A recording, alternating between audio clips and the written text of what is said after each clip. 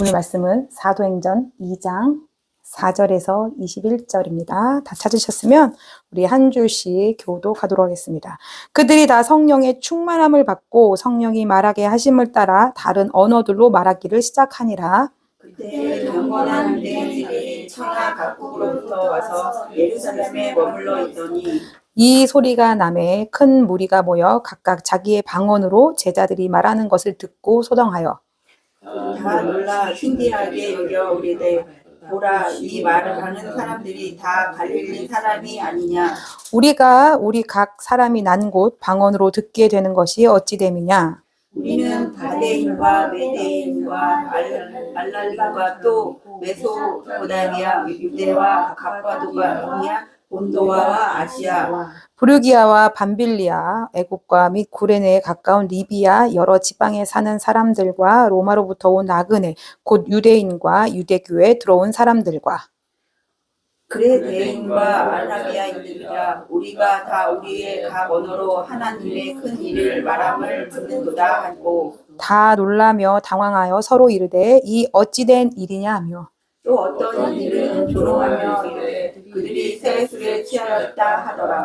베드로가 11사도와 함께 서서 소리 높여 이르되 유대인들과 예루살렘에 사는 모든 사람들아 이 일을 너희로 알게 할 것이니 내 말에 귀를 기울여라. 때가 재참시니 너희 생각과 같이 이 사람들이 취한 것이 아니라 이는 곧 선지자 요엘을 통하여 말씀하신 것이니 일러스되 하나님이 말씀하시기를 말세 내가 내 영을 모든 육체에 부어주리니 너희의 자녀들은 예언을 것이요 너희의 젊은이들은 환상을 보고 너희의 늙은이들은 꿈을 꾸리라. 그때 내가 내 영을 내 남종과 여종들에게 부어주리니 그들이 예언할 것이요 또 내가 위로 하늘에서는 기사를 아래로 땅에서는 징조를 베풀리니 곧 피와 불과 연기로다. 주의 크고 영화로운 날이 이르기 전에 해가 변하여 어두워지고 달이 변하여 피가 되리라. 누구든지 주의 이름을 부르는 자는 구원을 받으리라 하였느니라. 아멘.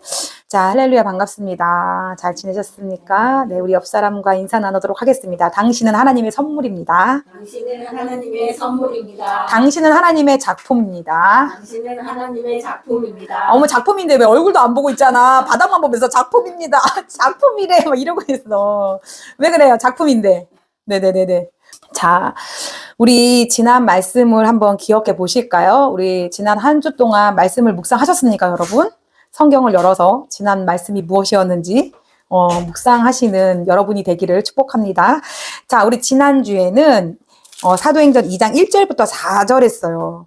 자, 그때 뭐라고 했냐면 오순절의 의미를 얘기했었죠. 오순절은 구약의 6월절 이후로 다음 날부터 50일째 되는 날.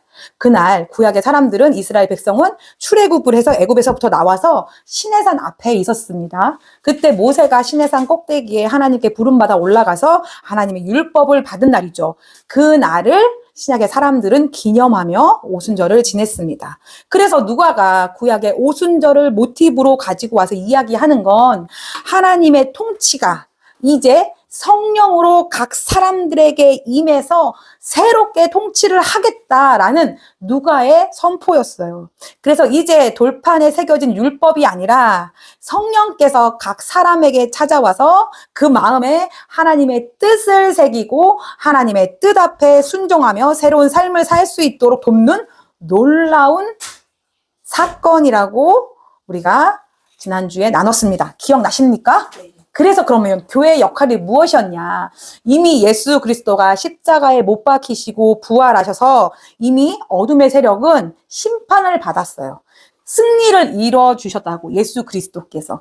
그런데 아직도 어둠의 세력들은 자신들이 왕인 줄 알고 신자들을 속여서 거짓말로 하고 유혹하고 두려움을 줘서 넘어지게 하고 있어요.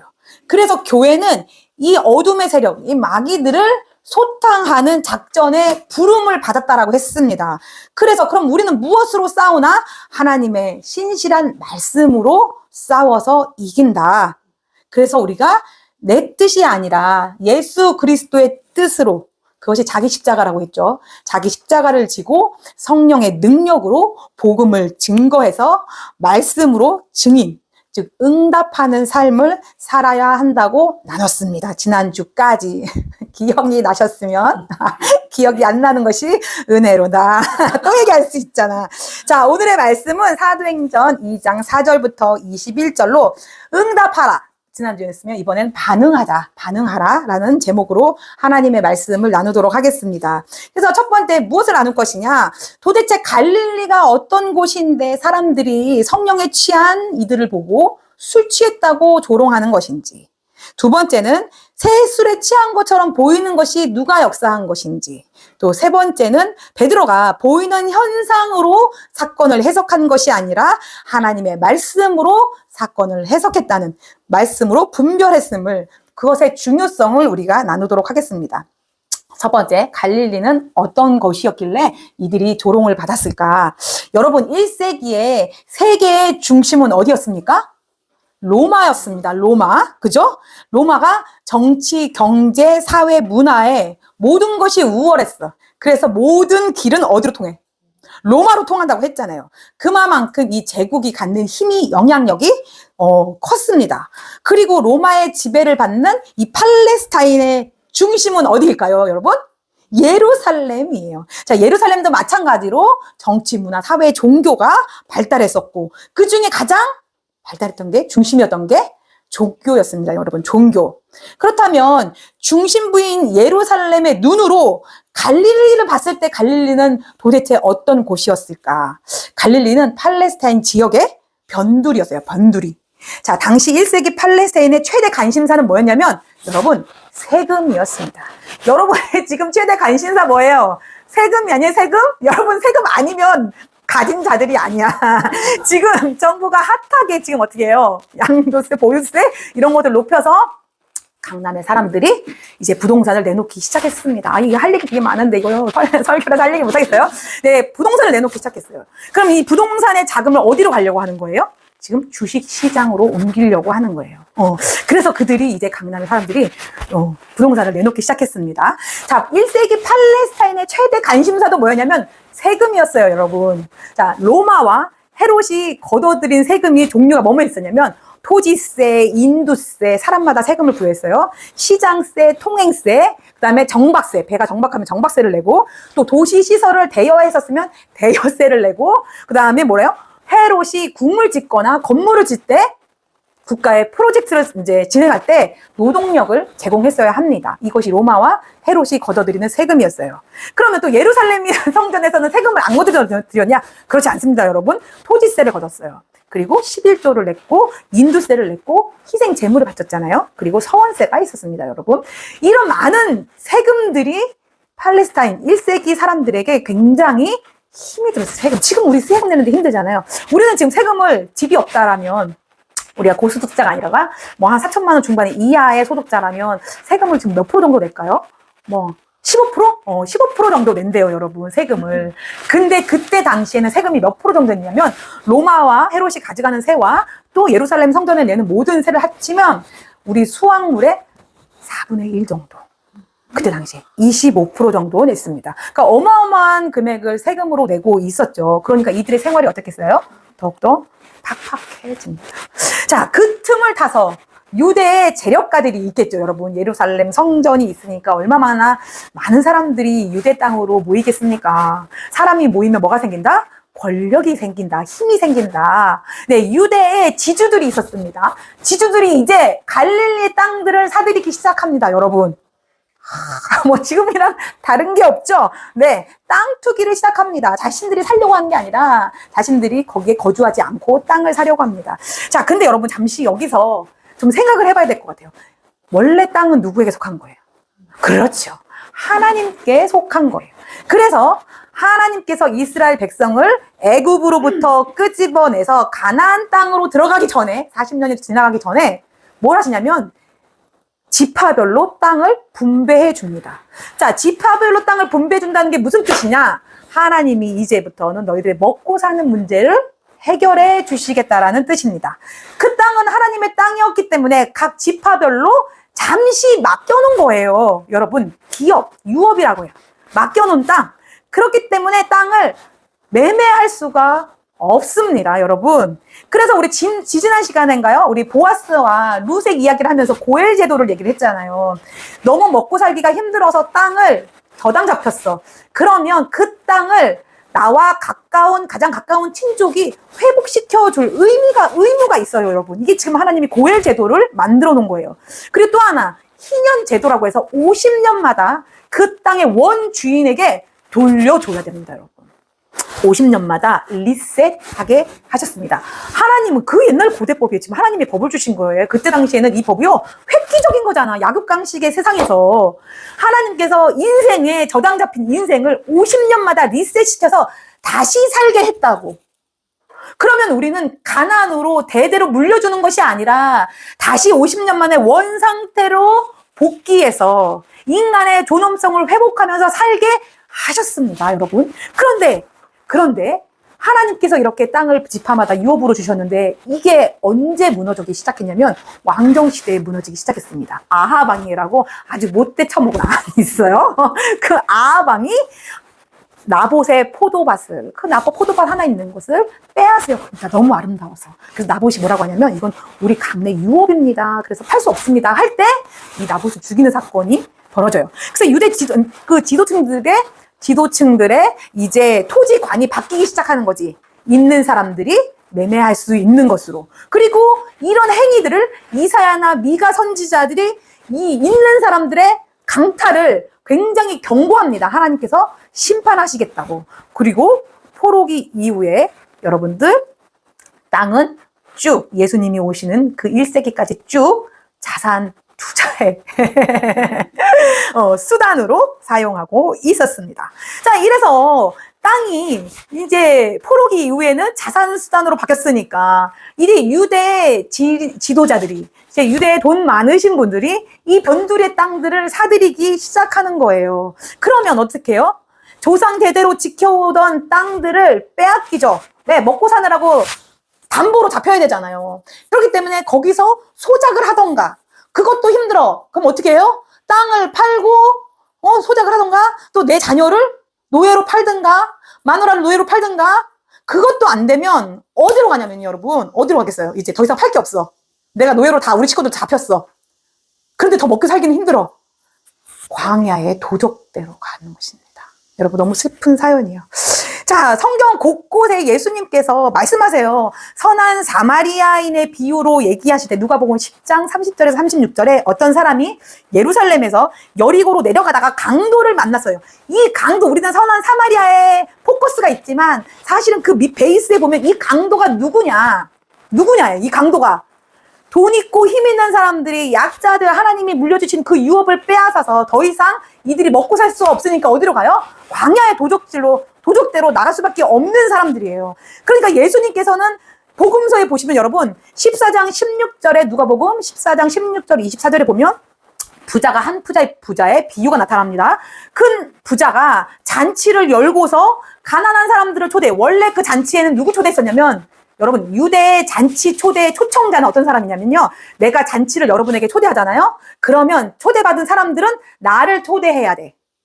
즉 잔치상에 앉는 사람들은 나와 동급인 사람들을 앉혀야 되는 거야. 나를 초대할 수 있을 정도의 부와 권력과 지도층이 있어야 되는 사람들인 거예요. 그래서 그 부자가 어떻게 먼저 초청장을 줘. 그리고 초청에 응한 사람들 약속을 했기 때문에 다시 잔치에 초청하는 거거든요. 근데 이들이 안 온다고 한 거야. 나는 뭐 밭을 샀네, 땅을 샀네, 나는 결혼을 했네, 뭐 소를 샀네, 막 이러면서 안 오는 거예요. 그랬더니 어떻게 그 부자가 길에 나가서 가난한 사람, 아픈 사람, 맹인들, 이런 사람들을 데려와서 이 잔치상을 안 채워요. 그런데 잔치상이 또 비어있는 거야. 그래서 종을 시켜서 어떻게 다니면 길에 나가서, 산 울타리에 나가서 사람들을 강권으로 데리고 와서 이 잔치상에 채워라고 할 때, 길가에 나가 있는 사람들, 산 울타리에 나가 있는 사람들, 이 사람들이 어떤 사람들인지 여러분 생각하셔야 됩니다. 복음서를 보실 때. 이 사람들은 이렇게 유대 지도자들이 주변의 지방들의 땅을 계속적으로 어떻게 해요? 투기로 사들이니까 더 이상 팔 게 없어서 광야의 도적대로 내몰렸던 백성들이었습니다. 그렇기 때문에 예수 그리스도께서는 그들을 품고 그렇게 창자가 끊어지는 고통을 느끼셨던 거예요. 지도자들의 실패로 버림받고 착취당하고 또 주변부의 광야나 길 변두리로 밀려났던 백성들을 향해서 예수 그리스도가 그렇게 고통받아 하면서 그들을 잔치의 자리로 초청을 하는 것입니다. 그렇기 때문에 예루살렘 중심부에서 봤을 때 이 갈릴리는 가난한 사람들의 집합체였어요. 소외받는 사람들의 집합체였어요. 그러니까 이들은 어떠한 배움? 뭐 어떠한 교육 수준? 이런 것을 받을 수 없는 그런 사람들이었습니다. 그렇게 갈릴리가 불안정한 지역이었기 때문에 그런 농민들의 마음을 알고 거기서 소요와 봉기들이 막 일어났었습니다. 예수님 이전에 사람들도 혁명이 막 일어났었죠. 자, 자연히 예루살렘 사람들의 눈에는 갈릴리 사람들은 무식한 사람들이야. 촌스러운 사람들이야. 배운 것이 하나도 없는 사람들이야. 저런 사람들을 어떻게 신뢰할 수 있어? 그런 눈으로 갈릴리 사람들을 봤다라는 거예요. 한마디로 무시와 조롱의 대상이었습니다, 여러분. 그런데 오늘 본문에서 뭐라 그래요? 그 갈릴리 사람들이 예루살렘 유대 땅 한 복판에서 하나님의 큰 일을 말하기 시작했다라고 지금 누가는 고백하고 있는 것입니다. 이를 본 사람들, 갈릴리 사람들을 본 사람들은 술 취한 거 아니야? 이 아침부터 저렇게 술을 먹어댄 거야? 하면서 인생 막장 있는데 뭐 별 볼 일 없는 사람들이라고 무시했었어요. 이 무시했던 사람들이 누구냐는 거예요. 누구예요? 5절에 보면 뭐라고 합니까, 여러분? 5절에 보면 그때 경건한 유대인들이 천하 각국으로부터 와서 예루살렘에 머물러 있던, 자칭 뭐라고 해요? 자기 경건한 사람이래요. 하나님을 경외하는 사람이래요, 여러분. 우리가 하나님을 경외한다고 자처하는 사람들이 하나님이 일하시는 거, 하나님이 역사하시는 것을 깨닫지 못하고 지금 어떻게 하고 있어요? 조롱하고 비난하고 피냐냥거리고 있는 거예요. 그래서 여러분, 우리는 늘 항상 조심해야 합니다. 고린도전서에 보면 바울이 이렇게 권면해요. 선줄로 생각하는 자 넘어질까 조심하랍니다, 여러분. 내가 의롭다고, 자기가 의롭다고 생각하는 순간이 여러분 가장 위험한 순간이라는 것을 믿으시기 바랍니다. 오늘 사도행전 2장은 오순절날 성령이 임하셨다. 성령의 충만함을 받으라라고 하고 이야기가 멈추지 않아요, 여러분. 성령의 충만함만을 이야기하는 거였으면 오순절 성령이 임했네, 성령이 충만했어 라고 끝나야 되는데 그렇지 않다라는 거예요. 성령 강림, 오순절 성령 강림의 사건을 통해서 사람들이 어떻게 반응했냐는 거예요.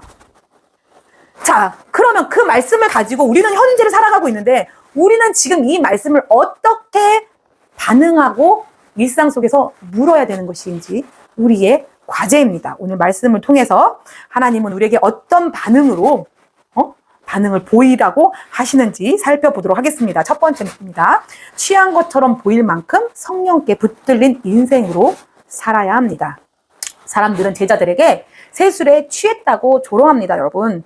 베드로는 취한 것이 아니라고 하죠. 아침 9시예요, 지금.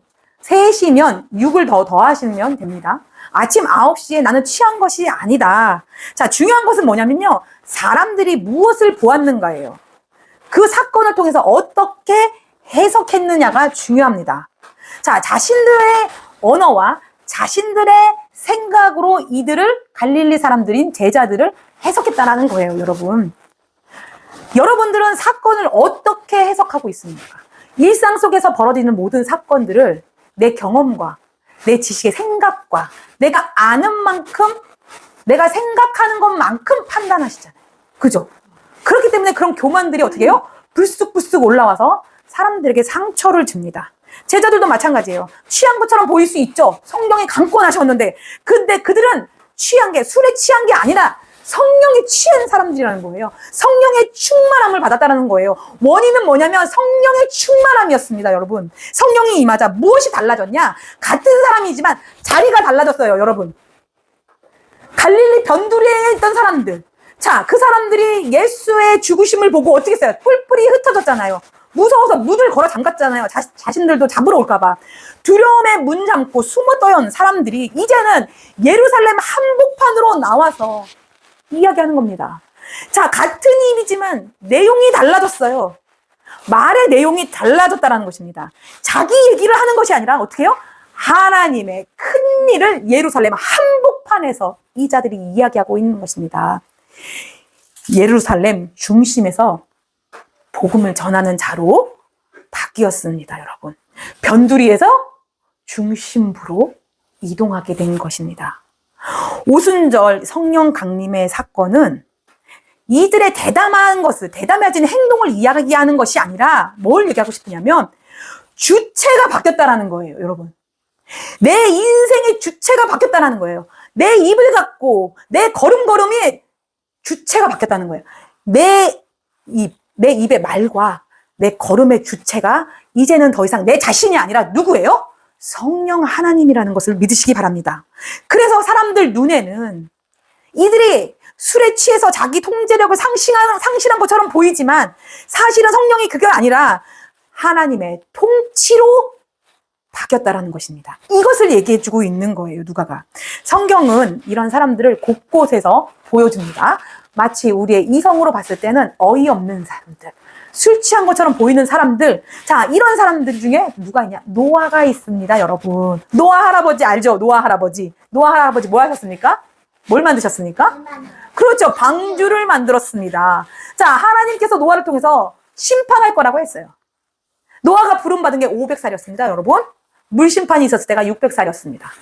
100년을 사람들의 조롱과 비판과 무시함을 받으면서 어떻게 했어요? 성령의 붙들림 받아서 방주를 만들었고, 그리고 노아의 온 가족과 동물들은 이 세상에서 물심판 당하지 않고 살아남을 수 있었습니다.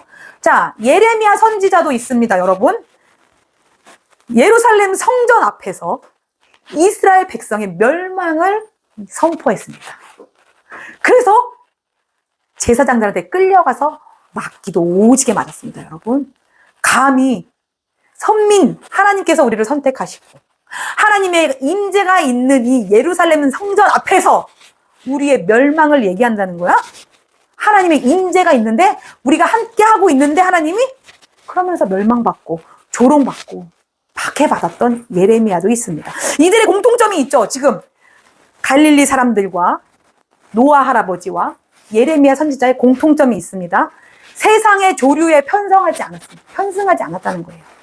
세상의 조류에 붙들림 바 되지 않았다라는 거예요, 여러분. 하나님의 말씀에, 하나님의 통치에 붙들림 받은 자들이라는 걸 기억하시기 바랍니다. 그래서 그들의 삶은 좀 힘들었어요.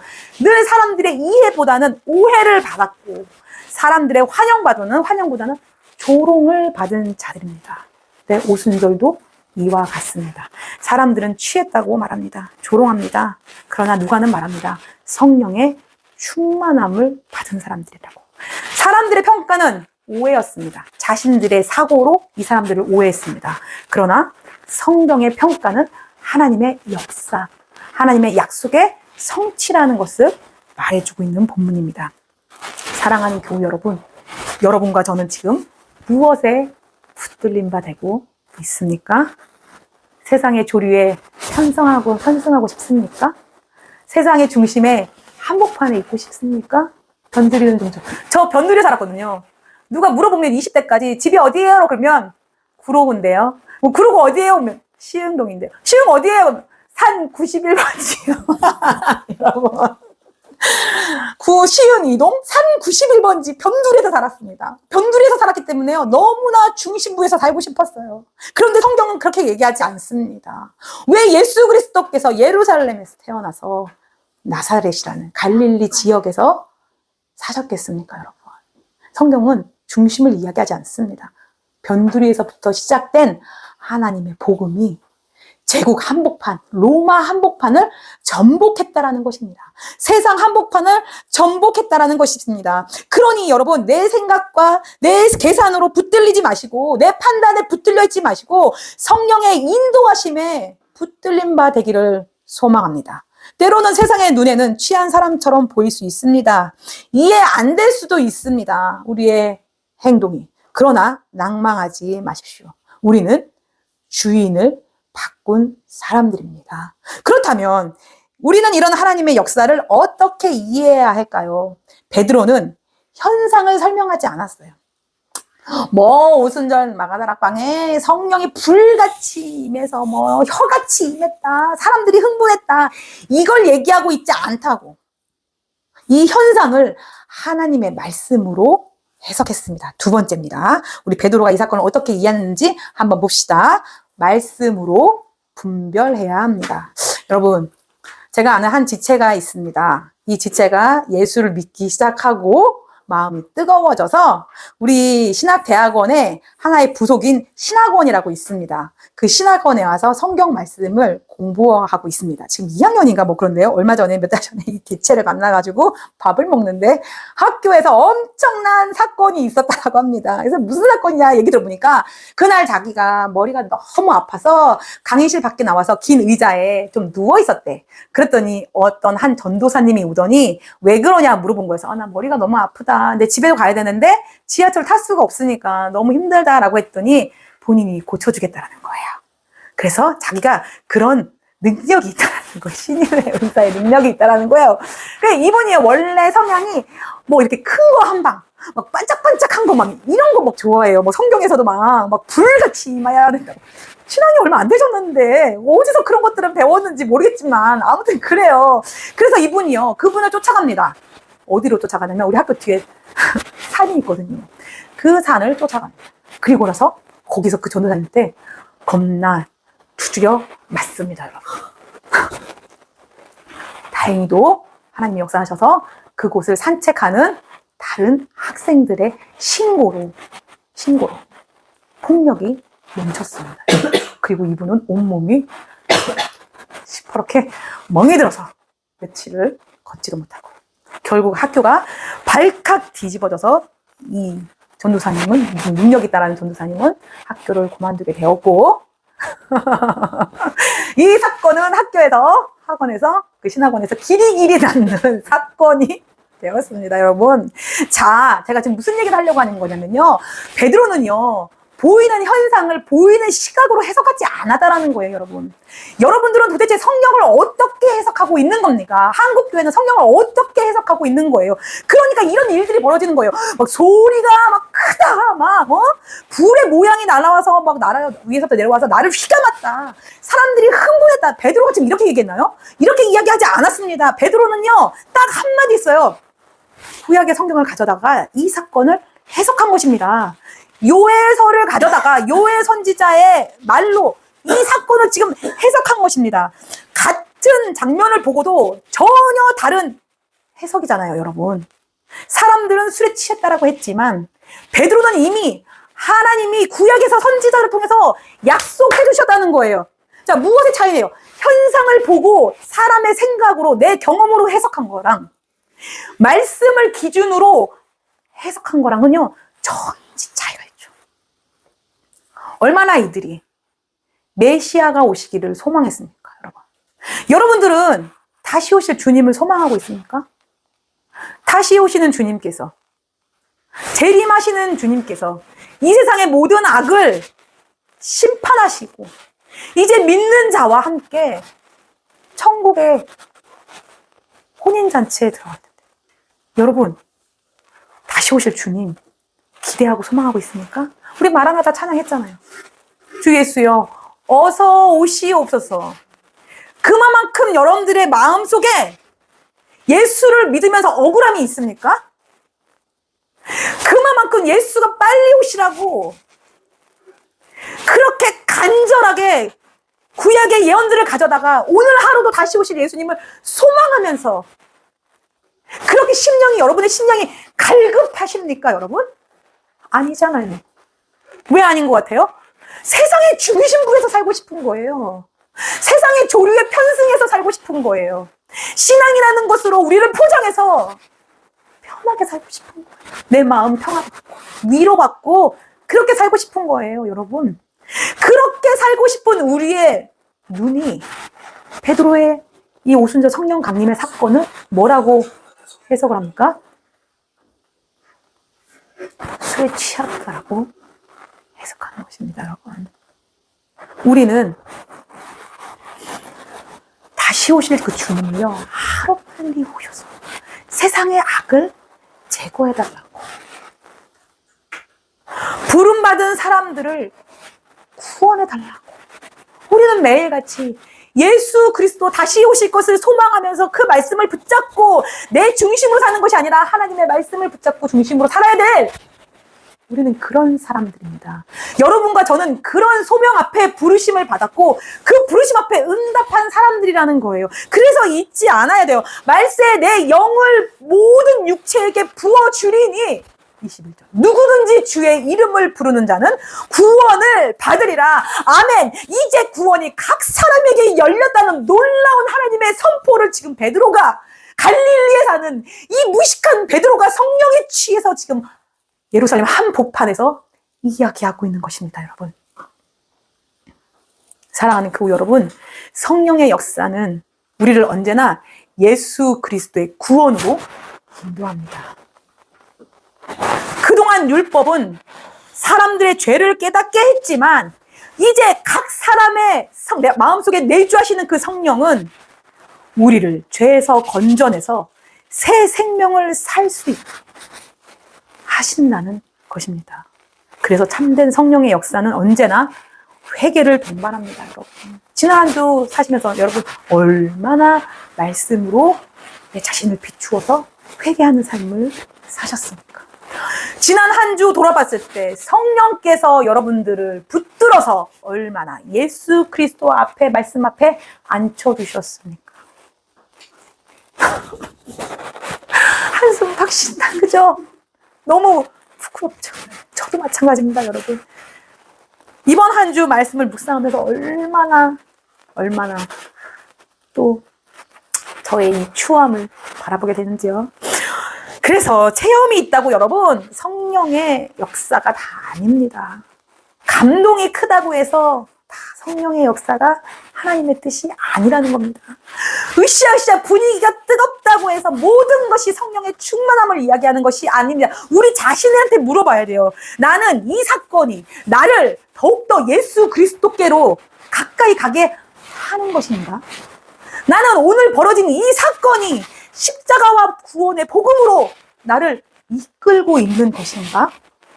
이 사건이 말씀과 일치하고 있는 것인가? 우리는 종종 은혜 받았다고 합니다, 여러분. 아, 목사님 은혜 받았어요. 은혜 받았어요. 뭘 은혜 받았냐는 거예요, 여러분. 그 은혜가, 그 말씀으로 받은 은혜가 나를 그리스도의 십자가 앞으로 더 가까이 인도했는지 내 자신을 조명해 봐야 할 것입니다. 말씀에서 벗어난 체험은 사람들에게 혼란을 가져다 줍니다. 말씀에서 벗어난 열심은 사람들에게 상처를 줍니다. 그러나 말씀 위에 선 성령의 역사는 언제나 교회를 살리고 성도를 살리고 복음을 선명하게 한다는 것을 기억하시기 바랍니다. 그러므로 우리는 느낌에 흔들리는 신앙이 아니라 말씀으로 분별하는 신앙으로 반응해야 할 것입니다. 베드로처럼 사건을 말씀 안에서 해석할 줄 아는 신앙, 그 신앙이 우리에게 회복되어야 할 것으로 우리는 믿어야 할 것입니다. 자, 결론입니다. 우리는 무엇을 회복해야 하고 무엇에 반응해야 할까요? 사랑하는 주님의 교회 지체 여러분, 오늘 본문에서는 두 가지를 회복하라고 합니다. 첫 번째, 성령께 사로잡히는 그 담대함, 그것이 나에게 있는지, 없다면 왜 없는지 말씀으로 조명해 보시기 바랍니다. 술 취한 것 아니냐? 세상 사람들이 조롱할 때 저 광신자 아니냐 할 만큼 복음에 있어서 내 인생을 한 번쯤은 걸어봐야 할 거 아닙니까, 여러분? 얼마나 세상 사람들 앞에서 눈치 보면서 나 신자야 말도 못하고, 지금이 그런 세상이 아닙니까? 그런 세상 앞에서 무엇이 필요할까? 한 번쯤은 내 인생을 복음 앞에 내어놓고 붙들린 되는 삶.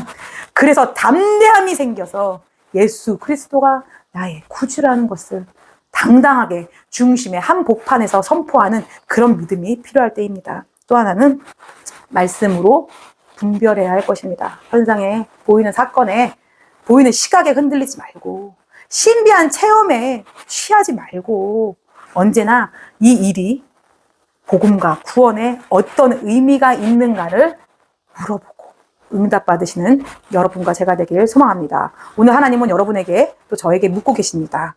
너희는 무엇에 반응하면서 살고 있느냐? 분위기에 취해서 반응하며 살고 있느냐? 사람들의 시선에 두려움으로 반응하며 살고 있느냐? 아니면 성령의 부르심과 말씀의 진리에 반응하며 살고 있는가?